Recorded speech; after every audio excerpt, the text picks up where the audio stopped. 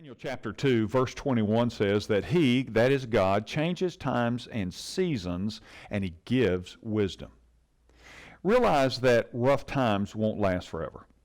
As surely as God created spring to follow winter, He changes, as the Scripture says, times and seasons, and He gives wisdom.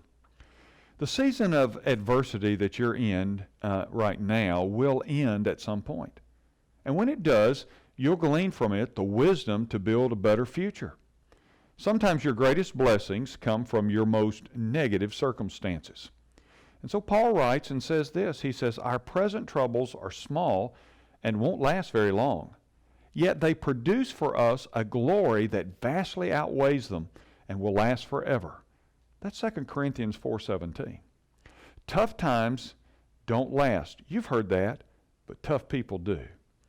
Well, out of your greatest tests come your greatest testimonies.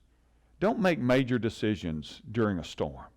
Thoughts and feelings often run wild in the midst of a crisis. And those are times when you need to be very careful about how you're making decisions. Remain calm. Discipline yourself to focus on what you can do. And trust God to do what you can't.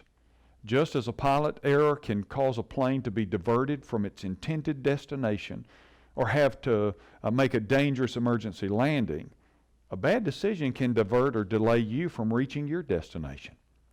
So let your emotions subside before you decide. You may not always have that option, but as much as possible, put significant decisions on hold until your storm passes. Just as the wind blows about wildly during a storm, your thoughts can become wild and frenetic. And that's not the best time to make crucial assessments about life. What should you do? Well, Paul answers and tells us. He says, don't worry about anything. Instead, pray about everything. Tell God what you need, and His peace will guard your hearts and mind. He describes that as a peace that passes all understanding.